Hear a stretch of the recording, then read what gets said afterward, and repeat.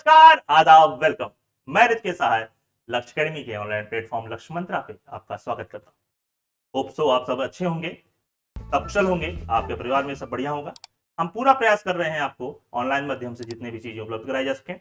लक्ष्य अकेडमी के online platform लक्ष्य मंत्रा पे आपका एक बार फिर से स्वागत है। हमारे प्ले स्टोर से ऐप आप डाउनलोड कर लें, उस पर जल्द ही से वीडियो और कोर्सेज अपलोड होने वाले हैं और अब जल्द ही आप घर से ऐप के माध्यम से भी पढ़ाई कर सकेंगे। बात करते हैं आज की वीडियो की। तो आज आपको मैं जून का दूसरा वीडियो प्रस्तुत करने जा रहा हूं। जून का पहला वीडियो आपके पास पहुंच चुका है। बढ़िया है, बढ़िया से पढ़ते हैं और हिम्मत के घर पढ़ते हैं। चलिए स्टार्ट करते हैं। आज का सुविचार है, असफलता एक चुनौती है, स्वीकार करो। असफलता एक चुनौती है, स्वीकार करो। क्या कमी रह गई देखो और सुधार करो। असफलता एक चुनौती है, स्वीकार करो। क्या कमी रह गई देखो और सुधार करो। जब तक ना सफल हो नींद चैन त्यागो तुम। जब तक ना सफल हो नींद चैन त्यागो तुम। संघर्ष का मैदान छोड़कर मत भागो तुम। संघर्ष का मैदान छोड़कर मत भागो तुम। यूं ही दुनिया में कुछ किए बिना जय जयकार नहीं होती। कोशिश करने वालों की कभी हार नहीं होती। और हम और आप लगातार पूरी लक्ष्य की टीम आपके साथ कोशिश कर रही है और बहुत जबरदस्त कोशिश कर रही है और आपके सामने सफलता का चेहरा दिखा के रहेंगे हम। आपको बस ये करना है कि हमारे साथ पग पे पग मिला के चलना है। चलते हैं आज की वीडियो की तरफ बिना समय गवाए। पहला क्वेश्चन है, department of school education and literacy द्वारा परफॉर्मेंस ग्रेडिंग इंडेक्स, ध्यान देखिएगा क्वेश्चन है परफॉर्मेंस ग्रेडिंग इंडेक्स के अनुसार राज्यों और केंद्र शासित प्रदेशों में शीर्ष स्थान पर कौन सा देश है। ऑप्शन आपके सामने है, तमिलनाडु, चंडीगढ़, पंजाब, केरल। आपको अगर केरल लग रहा है इसका आंसर तो आप गलत हैं। इसका सही आंसर होगा पंजाब। पंजाब इसका सही आंसर है। ध्यान रखना होगा, परफॉर्मेंस ग्रेडिंग इंडेक्स जो कि department of school education and literacy द्वारा जारी किया जाता है, इसके अंतर्गत राज्यों में शिक्षा संबंधी कार्यक्रमों की उचित मूल्यांकन किया जाता है। राज्यों में, केंद्र शासित प्रदेशों में शिक्षा को लेकर क्या कार्यक्रम चल रहे हैं, किस प्रकार उनकी गुणवत्ता में सुधार किया जा रहा है, इसका परफॉर्मेंस इंडेक्स जारी किया जाता है, जिसमें प्रथम स्थान पर रहा हमारा पंजाब। देखते हैं अगले क्वेश्चन को। अगला क्वेश्चन है, भारत का पहला केवल, ध्यान दीजिएगा एक वर्ड लिखा है यहां पे, केवल ई वाहन शहर किसे विकसित किया जा रहा है। ऑप्शन आपके सामने है, अहमदाबाद, केवड़िया, मुंबई, दिल्ली। आप सभी को बताऊं, इसका सही आंसर है केवड़िया। केवड़िया वर्ड ध्यान आते ही आपके दिमाग में एक और फैक्ट आना चाहिए, वो ये है कि पहली बात मैं बताना चाहूंगा आपको, यहां पे केवड़िया को ई वाहन शहर विकसित किया जा रहा है। दूसरी बात ये कि केवड़िया से अहमदाबाद तक, जी हां, केवड़िया से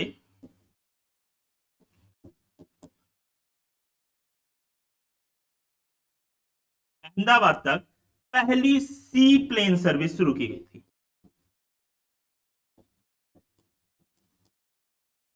पहली सी प्लेन सर्विस अहमदाबाद से केवड़िया तक शुरू की गई थी। तो आपको अहमदाबाद से केवड़िया का यह ध्यान रखना चाहिए। और मैं आपको बताऊं, आपको ध्यान होना चाहिए, भारत का पहला डायनासोर पार्क कहां स्थित है। भारत का पहला, कमेंट करिएगा, भारत का पहला डायनासोर पार्क कहां स्थित है। भारत का पहला सीएनजी पोर्ट, भारत का सबसे बड़ा सीएनजी पोर्ट टर्मिनल कहां पे स्थित है। ये सारी चीज गुजरात में स्थित है। कमेंट में आंसर बताइए ये कहां पे गुजरात में है ना। पढ़ते हैं आगे क्वेश्चन की तरफ। अगला क्वेश्चन है, बीज मिनी किट, ध्यान दीजिएगा, बीज मिनी किट कार्यक्रम की शुभारंभ किसने द्वारा की गई। ऑप्शन आपके पास, नरेंद्र मोदी, नरेंद्र सिंह तोमर, विजेंद्र सिंह और पुरुषोत्तम रूपाल। इसका सही आंसर है नरेंद्र सिंह तोमर। आपके कृषि एवं किसान कल्याण मंत्री हैं नरेंद्र सिंह तोमर। इनके द्वारा यह कार्यक्रम मिनी बीज किट शुरू की गई। इसके अंतर्गत दलहन, सोयाबीन और मूंगफली की मिनी किट तैयार की जाएगी जो कि किसानों को मुफ्त प्रदान की जाएगी। और ये कार्यक्रम जो किया जा रहा है, national seeds corporation, NAFED, national agriculture cooperative marketing federation of India, NAFED, और गुजरात स्टेट सीड्स कॉर्पोरेशन के मदद से किया जा रहा है। जानने वाली बात यह है कि राष्ट्रीय खाद्य सुरक्षा मिशन के माध्यम से यह पूर्ण रूप से वित्त पोषित है। ऑप्शन यहां पे देखूंगा, ऑप्शन यहां पे दलहन, सोयाबीन। तो आपको ध्यान होना चाहिए, दलहन का सबसे ज्यादा उत्पादन किस राज्य में होता है, तो दलहन और सोयाबीन दोनों का उत्पादन सबसे ज्यादा कहां होता है? एमपी में होता है ना। और मूंगफली की बात करेंगे तो मूंगफली का सबसे ज्यादा उत्पादन कहां होता है? गुजरात में होता है। मूंगफली का सबसे ज्यादा उत्पादन कहां होता है? गुजरात में होता है। उत्पादन की बात हो रही है, सबसे ज्यादा गेहूं का उत्पादन उत्तर प्रदेश में होता है, सबसे ज्यादा चावल का उत्पादन पश्चिम बंगाल में होता है। बात करें कुल खाद्य उत्पादन की, है ना, अगर बात की जाए क्वेश्चन में आए कि किस राज्य में सर्वाधिक खाद्य उत्पादन होता है, तो उसका आंसर होगा यूपी। यूपी एक ऐसा राज्य है जहां पे सर्वाधिक खाद्य उत्पादन होता है। आगे मैं एक सेगमेंट बनाऊंगा किसी दिन, आपको किस राज्य में कौन सा राज्य किस उत्पादन में अग्रणी है, इसका एक वीडियो आपके सामने प्रस्तुत करता हूं। अगला क्वेश्चन देखते हैं। अगला क्वेश्चन है, 12वें क्लीन एनर्जी मिनिस्ट्रियल की मेजबानी किस देश द्वारा की गई? ऑप्शन है चिली, ब्रिटेन, भारत, अमेरिका, है ना। तो इसका सही आंसर होगा चिली। चिली द्वारा 2021 में 12वें क्लीन एनर्जी मिनिस्ट्रियल का होस्ट या मेजबानी किया गया। बात की जाए अगर 2022 में, तो 2022 में होगा अमेरिका के द्वारा, अमेरिका इसको होस्ट करेगा, और भारत इसको होस्ट करेगा 2023 में, है ना। अब ये बताना चाहूंगा कि क्लीन एनर्जी मिनिस्ट्रियल क्या होता है। तो यह मिनिस्ट्रियल होता है, ये भागीदारी निश्चित करता है, यह भागीदारी निश्चित करता है कैसे लोगों की? गैर सरकारी संस्थाएं, गैर सरकारी संस्था, है ना, और सरकारी संस्था,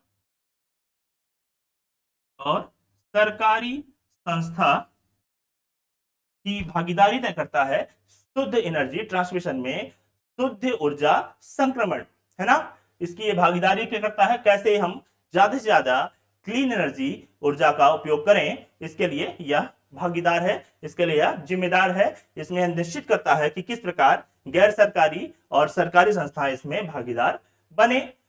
भारत और ब्रिटेन का एक विशेष कह सकते हैं आप कॉन्ट्रैक्ट हुआ है इस 12वें क्लीन एनर्जी मिनिस्ट्रियल पे, भारत और ब्रिटेन का।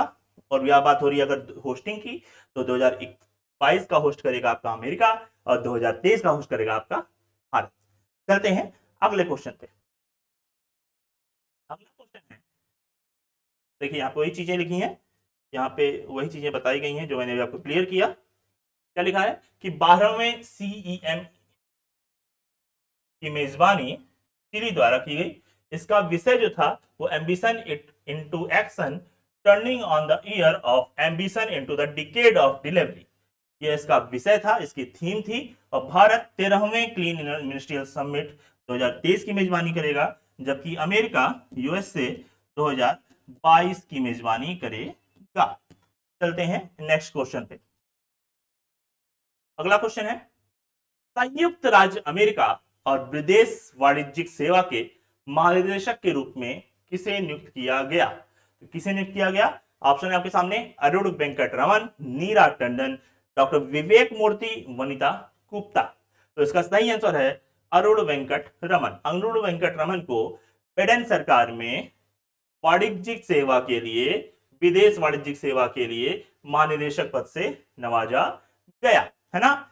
भारतीय मूल के, ये क्वेश्चन इस नाते इंपॉर्टेंट हो जाता है कि ये भारतीय मूल के हैं, और आपको पता है कि भारतीय मूल के होने के नाते आपके साथ ये क्वेश्चन डायरेक्ट जुड़ जाता है एग्जाम के लिए, और डायरेक्ट आपको इसको क्वेश्चन को याद रखना पड़ता है। तो इसका सही आंसर है अरुण वेंकट रमन। बात करेंगे आगे अगले क्वेश्चन की। तो अगला क्वेश्चन देखते हैं, किस राज्य ने विज्ञान और प्रौद्योगिकी विभाग का नाम बदलकर विज्ञान प्रौद्योगिकी और जलवायु परिवर्तन, जी हां, जलवायु परिवर्तन विभाग कर दिया, विज्ञान प्रौद्योगिकी और जलवायु परिवर्तन विभाग कर दिया। नाम है, ऑप्शन है उड़ीसा, असम, पश्चिम बंगाल, आंध्र प्रदेश। इसका सही आंसर है असम। अभी हाल ही में नई सरकार बनी है, बीजेपी की गवर्नमेंट है, लेकिन हेमंत बिस्वा इसके नए सीएम बने हैं, उनके द्वारा यह किया गया, है ना। असम की बात है, आपको ध्यान आना चाहिए, क्वेश्चन सीधे बनता है। भारत का पहला multi modal logistic park, Bharat का पहला multi modal logistic park Assam में स्थापित किया गया था, है ना। भारत का सबसे बड़ा, अगर बोलशन पूछता है भारत का सबसे बड़ा मल्टी मॉडल लॉजिस्टिक पार्क, तो ये गुजरात, है ना। भारत में कुल 25 मल्टी मॉडल लॉजिस्टिक पार्क स्थापित करने हैं, है ना।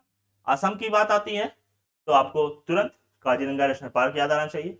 एक सिंह वाला गेंडा याद आना चाहिए, है ना। आपकी डिंग एक्सप्रेस वहीं से है। ये सारी चीजें असम के दिमाग में आते ही आपके दिमाग में आनी चाहिए।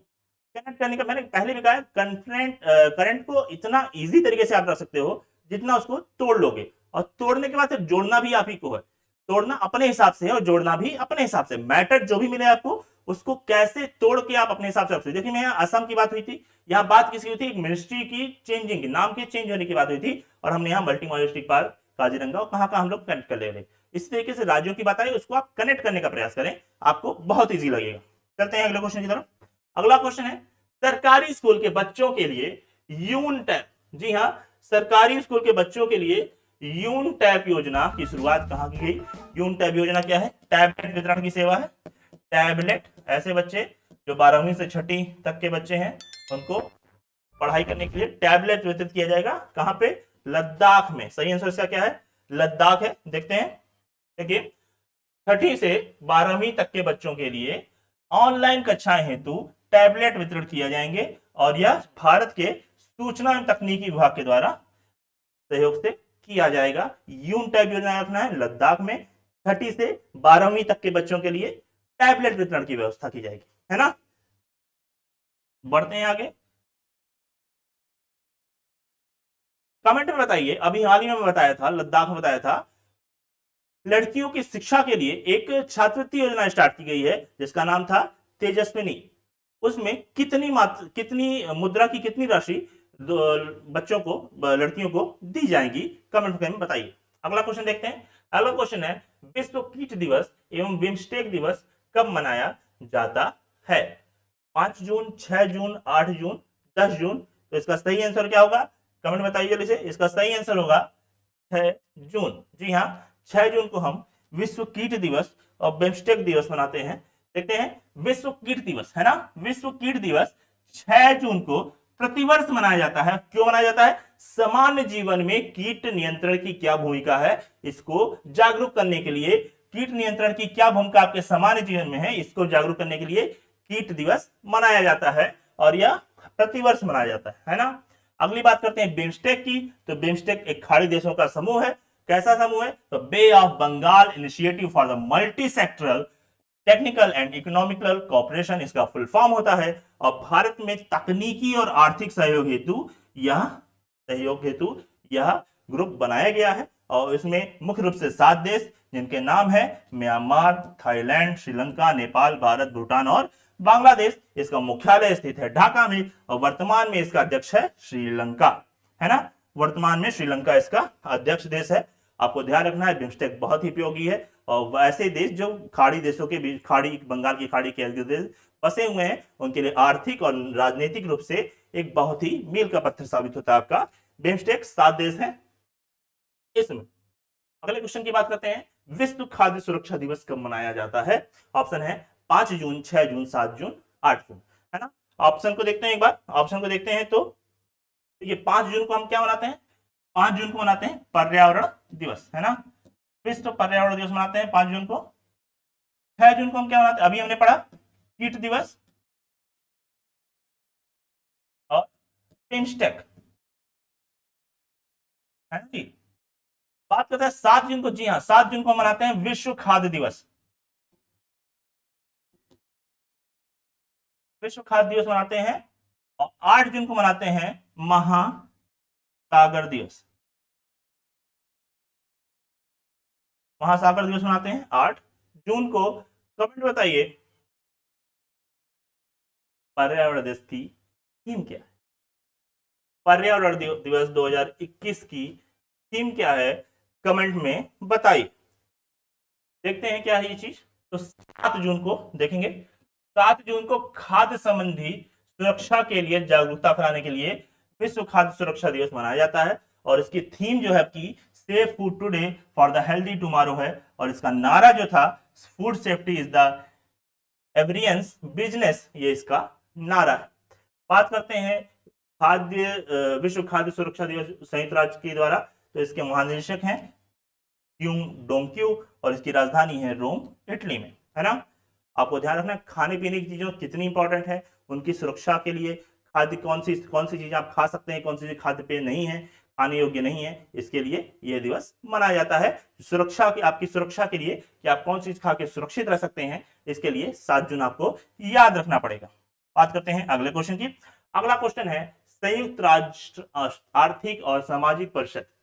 बहुत ही लंबा नाम है, लेकिन आपके एग्जाम में आने वाला नाम है संयुक्त राष्ट्र आर्थिक और सामाजिक परिषद। बहुत इंपॉर्टेंट है।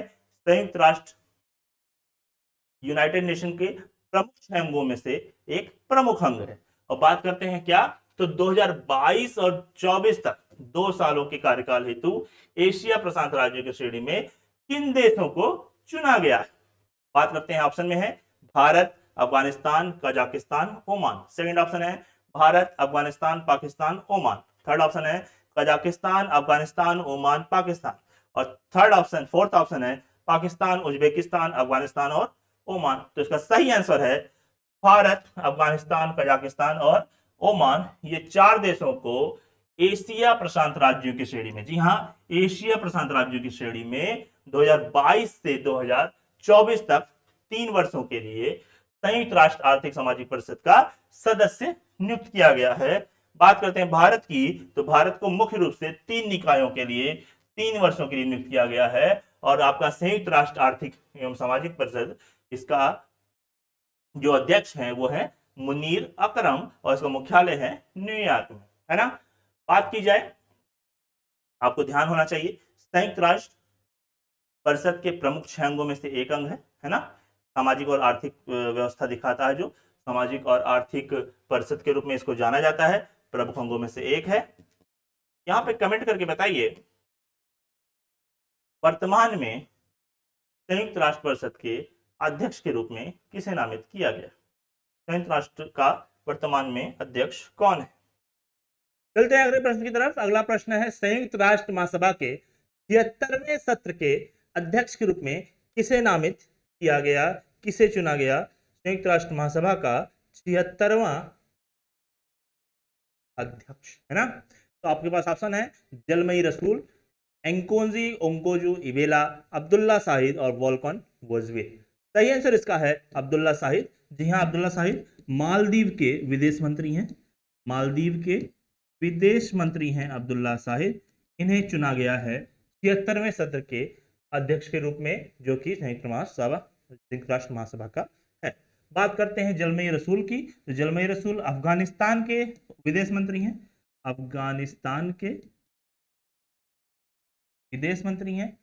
कुल 191 देशों का वोटिंग पड़ी थी, जिसमें से 143, जी हाँ, 143 वोट पा करके अब्दुल्ला शाहिद को अध्यक्ष नियुक्त किया गया, जबकि बचे हुए 48 वोट आपको मिले जलमई रसूल को। वोल्कन वोजनीर इसके पहले 75वें सत्र के अध्यक्ष थे। और बात करते हैं एंकोजी ओंकोजो इवेला की, तो WTO की, जी हाँ, वर्ल्ड ट्रेड ऑर्गेनाइजेशन, WTO की पहली महिला और पहली अफ्रीकी महानिदेशक नियुक्त की गई हैं एंकोजी ओंकोजो इवेला। अगले क्वेश्चन पे चलते हैं। अगला क्वेश्चन है, देखें, एक इसके बारे में बताया गया थोड़ा सा, यहाँ देख लेते हैं। संयुक्त राष्ट्र महासभा संयुक्त राष्ट्र का एक प्रमुख अंग है और इसके राजनीतिक, आर्थिक और नीति निर्माण और मानवीय मुद्दों पर प्रमुख राय रखता है। बात करते हैं इसके स्थापना की, तो 1945 में इसकी स्थापना हुई थी और मुख्यालय इसका है न्यूयॉर्क में। चलते हैं अगले क्वेश्चन की तरफ। अगला क्वेश्चन है आपका विश्व बैंक के शैक्षणिक सलाहकार के रूप में, वेरी वेरी इंपॉर्टेंट क्वेश्चन, आपके एग्जाम में 99.9% चांसेस है इस क्वेश्चन के आने का, है ना। इस क्वेश्चन के आने का 99.9% चांसेस है। देखते हैं विश्व बैंक के शैक्षणिक सलाहकार के रूप में किस भारतीय को नियुक्त किया गया। आपके पास ऑप्शन है वरुदेव सिसोदिया, टिपेंद्र कुमार स्वामी, रणजीत सिंह देसाले, पीयूष चतुर्वेदी, है ना। इसका सही आंसर है रणजीत सिंह देसाले। रणजीत सिंह देसाले को शैक्षिक सलाहकार के रूप में नियुक्त किया गया है विश्व बैंक के द्वारा। विश्व ग्लोबल टीचर अवार्ड, जी हाँ, ग्लोबल टीचर अवार्ड से नवाजा गया था 2020 में रणजीत सिंह देसाले को। सोलापुर से आते हैं, महाराष्ट्र के, और लड़कियों के शिक्षा के लिए इन्होंने बेहतर काम किया था, जिसके नाते इनको यह पुरस्कार दिया गया था, है ना। शिक्षक व्यावसायिक विकास के सुधार करके देशों को सीखने की क्षमता में तेजी लाने के लिए इन्हें नियुक्त किया गया है कोच प्रोजेक्ट के तहत। जी हाँ, विश्व बैंक का एक प्रोजेक्ट है जिसका नाम है कोच प्रोजेक्ट। उसका उद्देश्य है शिक्षक व्यावसायिक विकास में सुधार लाना और देशों की सीखने की क्षमता को और तेजी करना, और तेजी से देश सीख सकें, इसके लिए शिक्षक सलाहकार के रूप में नियुक्त किया गया है रणजीत सिंह सिसाले को। बात करते हैं विश्व बैंक की, तो वाशिंगटन डीसी में विश्व बैंक का हेडक्वार्टर है। 1944 में इसकी स्थापना हुई थी और डेविड मालपास वर्तमान में विश्व बैंक के अध्यक्ष। बात करते हैं अगले क्वेश्चन की। अगला क्वेश्चन आपके सामने है, चीन के कृत्रिम सूर्य को, जी हाँ, आपके पास में क्वेश्चन आ सकता है कि किस देश द्वारा कृत्रिम सूर्य की संरचना स्थापित की गई, बनाई गई, तो आपका आंसर होगा पड़ोसी देश चीन। ठीक है, बहुत ही धोखेबाज देश है, पड़ोसी है, बहुत ही बारीक नजर रखनी पड़ती है।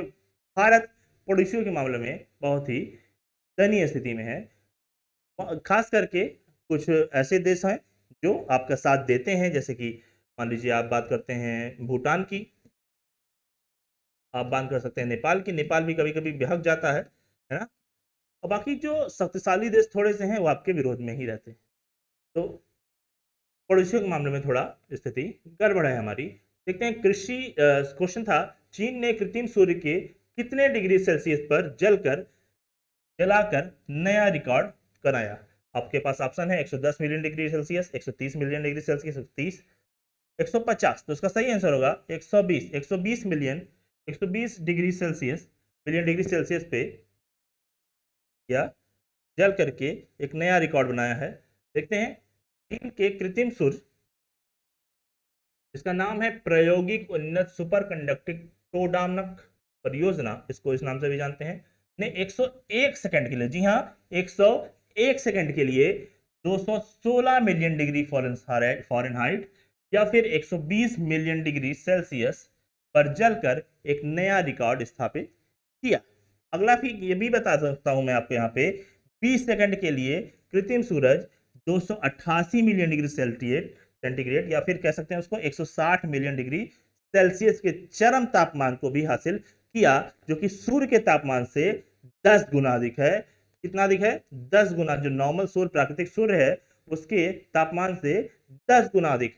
बात करते हैं चीन की, तो राजधानी है बीजिंग, मुद्रा है रेनमिनबी और राष्ट्रपति हैं शी जिनपिंग, है ना।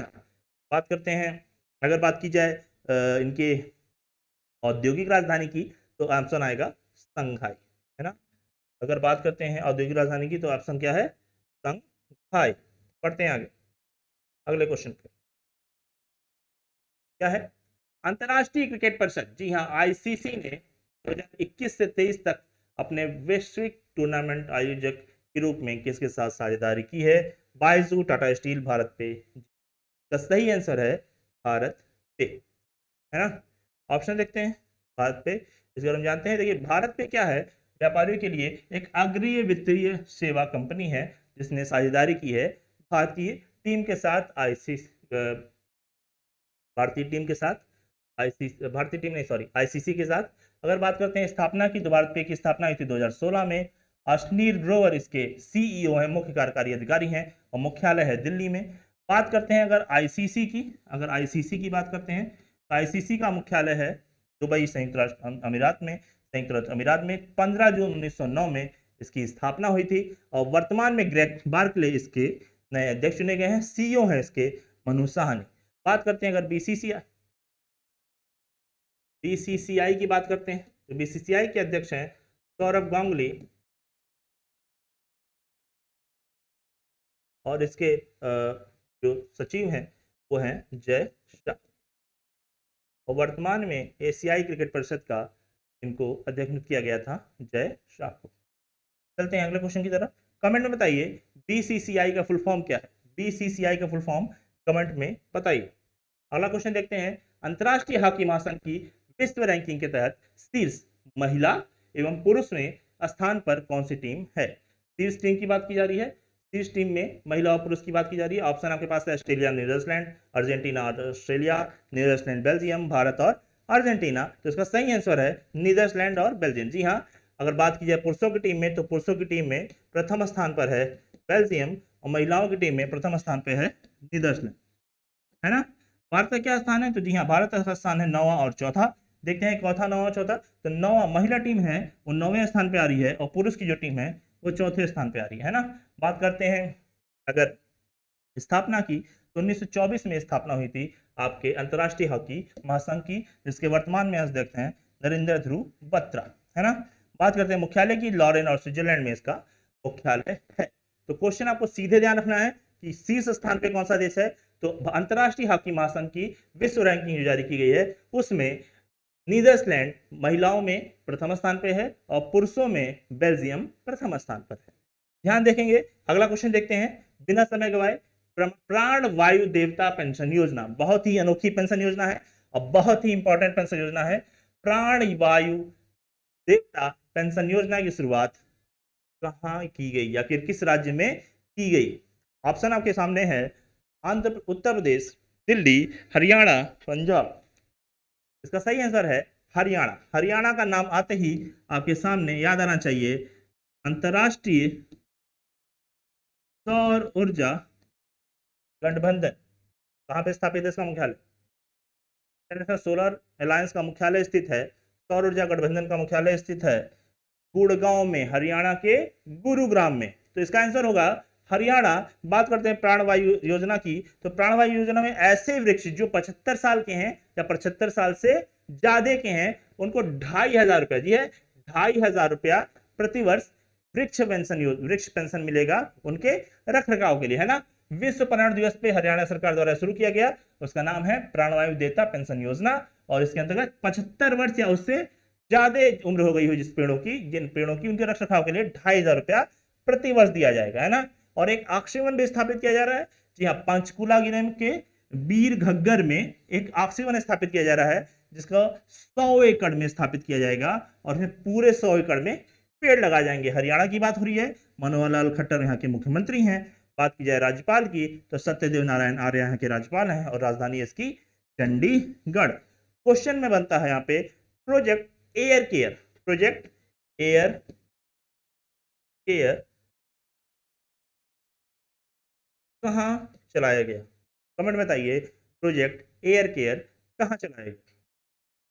चलते हैं अगले क्वेश्चन पर। EIU के अनुसार दुनिया का सबसे अधिक रहने योग्य शहर कौन सा है? बहुत इंपॉर्टेंट क्वेश्चन है ना। लिविबिलिटी इंडेक्स की बात की जा रही है यहाँ पे। लिविबिलिटी इंडेक्स की देखते हैं, सबसे ज्यादा रहने योग्य शहर कौन सा है? Adelaide, Osaka, Syria, Auckland. तो इसका आंसर होगा ऑकलैंड। जी हाँ, न्यूजीलैंड, ऑकलैंड दुनिया का सबसे ज्यादा रहने योग्य शहर है। और दूसरे नंबर पे आता है आपका ओसाका, जो कि जापान में स्थित है।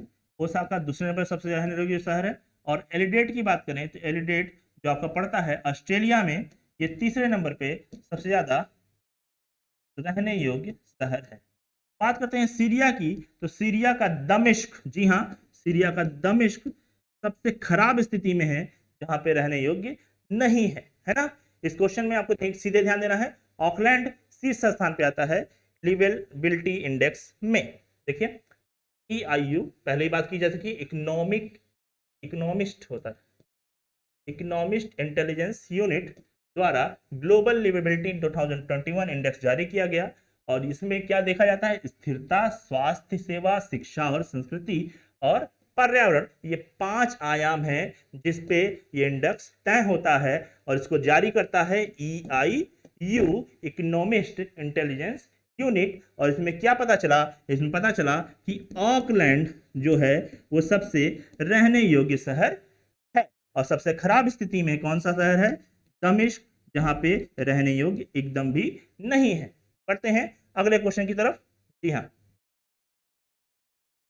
क्वेश्चन बनता है बिटकॉइन को लीगल टेंडर के रूप में मान्यता प्राप्त प्रदान करने वाला देश कौन सा है? बहुत ही इंपॉर्टेंट क्वेश्चन है और इसका आंसर होगा El Salvador. El Salvador bitcoin को लीगल टेंडर घोषित करने वाला पहला शहर है। बिटकॉइन आप जानते हैं क्रिप्टो करेंसी है और ब्रिटेन द्वारा एक नई क्रिप्टो करेंसी बनाई जा रही है जिसका नाम है ब्रिटकॉइन। हाँ, इसका नाम क्या है? ब्रिटकॉइन, है ना, ब्रिटकॉइन। फेसबुक द्वारा भी एक क्रिप्टो करेंसी जारी की गई थी जिसका नाम है लिब्रा, जिसको डाइम के नाम से भी जाना जाता था। है ना। तो बिटकॉइन एक आभासी मुद्रा होती है जिसका उपयोग, अभी इनके जो मूल्य होते हैं इनको कोई कंट्रोल करने वाली एजेंसी नहीं होती, ये अपने ही फ्लक्चुएशन करते रहते हैं। अभी देखिए हाल ही में टेस्ला द्वारा जो एलन मस्क जी हैं उनके द्वारा टेस्ला के एक सरकारी उनकी जो संपत्तियां हैं, उनके जो कार के सेगमेंट्स हैं उसमें लेने के मना कर दिया, उसके वैल्यू डाउन हो गई, कभी डाउन कभी अप हो जाती, अचानक में इसके कोई नियंत्रण नहीं होता। इस नाते इसको लेना बहुत ही कालाबाजारी में बहुत ही उपयोगी होता है, कालाबाजारी बढ़ावा देता है, तो बहुत ही इसको खतरनाक होता है। लेकिन अल सल्वाडोर पहला ऐसा देश है जिसने क्रिप्टो करेंसी को, बिटकॉइन को मान्यता दे दी, लीगल टेंडर घोषित कर दिया। बात करते हैं 19वें क्वेश्चन में। तो दूसरे सबसे ज्यादा अंतर्राष्ट्रीय गोल करने वाले फुटबॉल खिलाड़ी सुनील छेत्री किस राज्य से संबंधित हैं? आपके सामने ऑप्शन है पश्चिम बंगाल, उड़ीसा, तेलंगाना और आंध्र प्रदेश। तो इसका सही आंसर होगा आंध्र प्रदेश। जी हाँ, आंध्र प्रदेश से संबंधित हैं हमारे सुनील छेत्री जी। बात की जाए दूसरे स्थान पे, तो पहले स्थान पे कौन है? तो देखिए 103 गोल के साथ, 103 अंतरराष्ट्रीय गोल के साथ पुर्तगाल के खिलाड़ी क्रिस्टियानो रोनाल्डो अभी भी पहले स्थान पे है। और इन्होंने किसको पीछे करके दूसरा स्थान हासिल किया? तो लियोनेल मेसी को, अर्जेंटीना के लियोनेल मेसी को 74वां गोल करके इन्होंने कब हासिल किया? 74वां गोल करके इन्होंने दूसरा स्थान हासिल किया। वो भी कब? फीफा वर्ल्ड कप का क्वालिफायर मैच चल रहा था, फीफा वर्ल्ड कप के क्वालिफायर मैच में इन्होंने यह हासिल किया। बात की जा रही है फीफा वर्ल्ड कप 2022 की, तो आपको जानना चाहिए फीफा वर्ल्ड कप 2022 कहां होगा? कतर में होगा। और 2023 में, जी हाँ, 2023 में महिला फीफा वर्ल्ड कप होगा, वो जो होगा वो ऑस्ट्रेलिया और न्यूजीलैंड में होगा, ऑस्ट्रेलिया और न्यूजीलैंड, है ना। चलते हैं अगले क्वेश्चन पे। अगला क्वेश्चन है, अगला क्वेश्चन है पुलिस भर्ती आवेदन में किस राज्य ने ट्रांसजेंडर, जी हां, ट्रांसजेंडर को, समुदाय को सम्मिलित किया? क्वेश्चन है पुलिस भर्ती में किस राज्य ने ट्रांसजेंडर समुदाय को सम्मिलित किया? तो इसका सही आंसर होगा उड़ीसा। जी हां, बीजू पटनायक वाला उड़ीसा, नवीन पटनायक वाला उड़ीसा, कलिंगा मतलब उड़ीसा, बिरसा मुंडा स्टेडियम, ये सारी चीजें आपको ध्यान में होनी चाहिए। बात करते हैं ट्रांसजेंडर की, तो देखें इसका सही आंसर है उड़ीसा। पुलिस भर्ती में उन्होंने स्थान दिया। जेंडर जहां लिखा होता है, जहां पे लिंग पूछा जाता है, जेंडर में पुरुष महिला के साथ साथ ट्रांसजेंडर भी ऑप्शन दिया जाएगा। देखिए यहां पे ध्यान करते हैं असम, जी है, असम द्वारा पहली बार असम के लोक सेवा आयोग में, लोक सेवा आयोग में जेंडर को, ट्रांसजेंडर को ऑप्शन के रूप में शामिल किया गया था। एक ट्रांसजेंडर पोर्टल जारी किया गया था,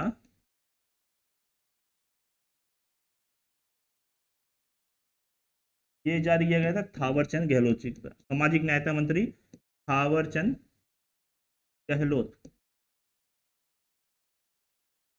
है ना। अगली बात करें तो यूपी में पहला शौचालय बनाया गया, ट्रांसजेंडर शौचालय, बनारस में या वाराणसी, बनारस या फिर आप उसको वाराणसी बोल सकते हैं, है ना। पहला ट्रांसजेंडर विश्वविद्यालय कुशीनगर, है ना।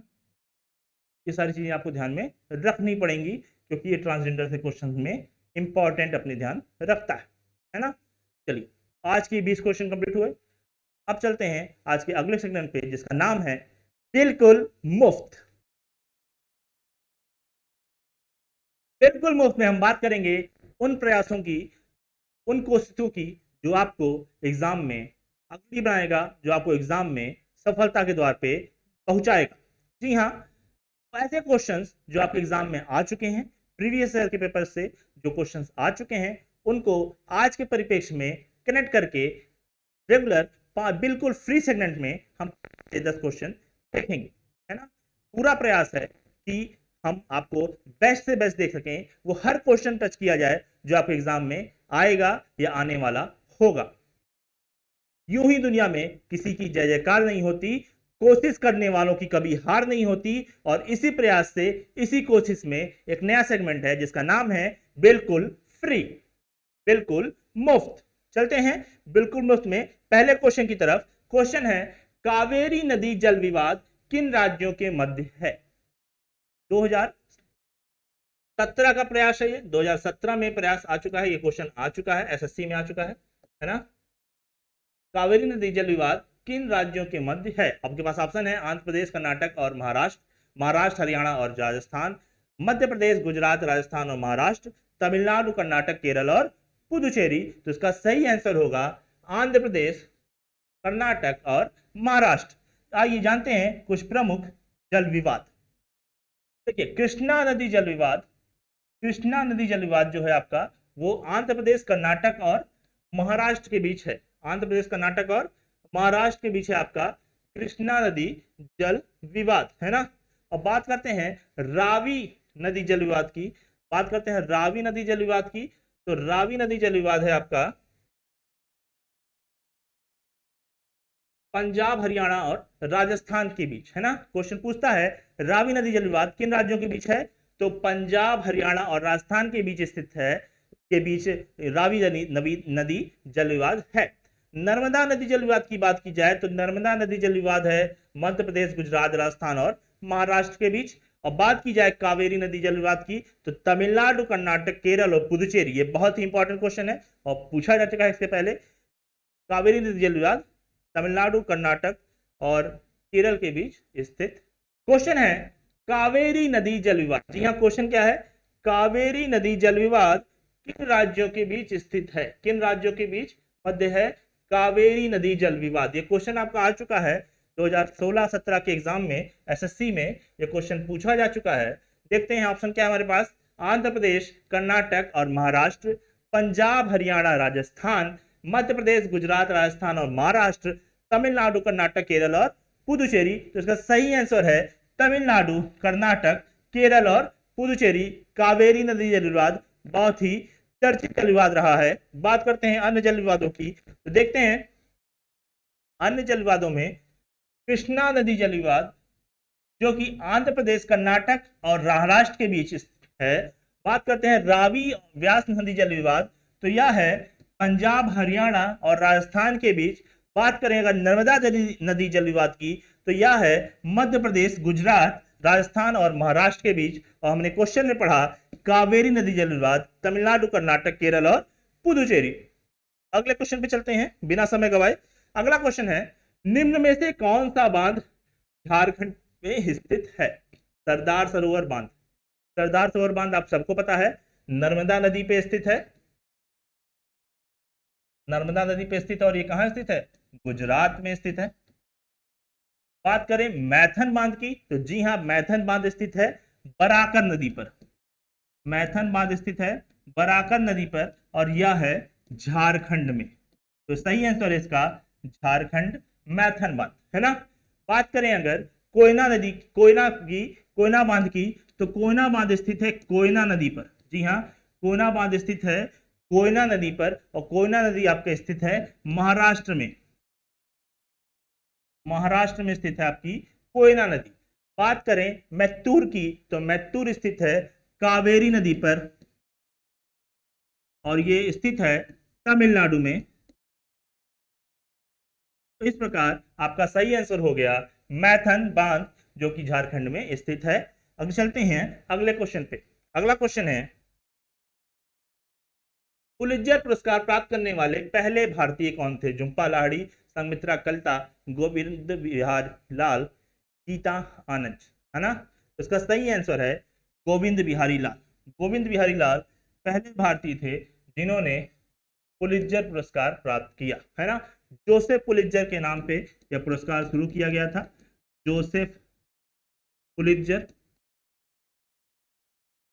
1917 से यह पुरस्कार शुरू किया गया था और यह यूएसए, संयुक्त राज्य अमेरिका द्वारा दिया जाता है। संयुक्त राज्य अमेरिका में दिया जाता है। साहित्य, पत्रकारिता, इन क्षेत्रों में यह पुरस्कार दिया जाता है। द नाइट वॉचमैन को 2021 का पुलित्जर पुरस्कार दिया गया। इस वर्ष कुल 105 श्रेणियों में पुलित्जर पुरस्कार दिया गया, जिसमें से फ्रिक्शन में द नाइट वॉचमैन को पुरस्कार दिया गया। बात करते हैं अगले क्वेश्चन की। तो अगला क्वेश्चन है प्रोजेक्ट एलिफेंट। जी हाँ, क्वेश्चन है प्रोजेक्ट एलिफेंट भारत में किस वर्ष शुरू किया गया? 1992, 1972, 1973, 1985। तो इसका सही आंसर है 1992। जी हाँ, 1992 में हाथियों के संरक्षण के लिए प्रोजेक्ट एलिफेंट शुरू किया गया। यहाँ अगर प्रोजेक्ट एलिफेंट की बात होती है तो आपको तुरंत ध्यान आना चाहिए प्रोजेक्ट टाइगर। जी हाँ, प्रोजेक्ट टाइगर ये शुरू किया गया 1973 में, 1973 में प्रोजेक्ट टाइगर शुरू किया गया। बात करते हैं अगला क्वेश्चन की। अगला और लास्ट क्वेश्चन, लंदन किस नदी के किनारे बसा है? बहुत ही शानदार क्वेश्चन है। इसका सही आंसर क्या है? कमेंट में फटाक से बताइए। लंदन किस नदी के किनारे बसा है? हाँ, लंदन बसा है टेम्स नदी के किनारे। बात करें नील नदी की, तो नील नदी किनारे कौन सा देश बचा है? तो नील नदी किनारे बसा है मिस्र। तीन नदी किनारे बसा है पेरिस, और इंडस नदी या सिंधु नदी के किनारे बचा है कराची। ठीक है, तो आज के सेगमेंट में इतना ही। तो लक्ष्य एकेडमी के ऑनलाइन प्लेटफॉर्म से आप जुड़े रहिए। सभी सब्जेक्ट के वीडियोस आपको लगातार अवेलेबल हो रहे हैं। अगर कोई आप कोर्स ज्वाइन करना चाहते हैं तो जल्द से जल्द लक्ष्य एकेडमी का ऐप डाउनलोड कर लीजिए प्ले स्टोर से। उस पर जल्द ही हम सारे कोर्स अपलोड करने वाले हैं, और उस पर से आपको सारे वीडियोस पूरे सिलेबस के साथ अवेलेबल हो जाएंगे। तब आज तक के लिए इतना ही।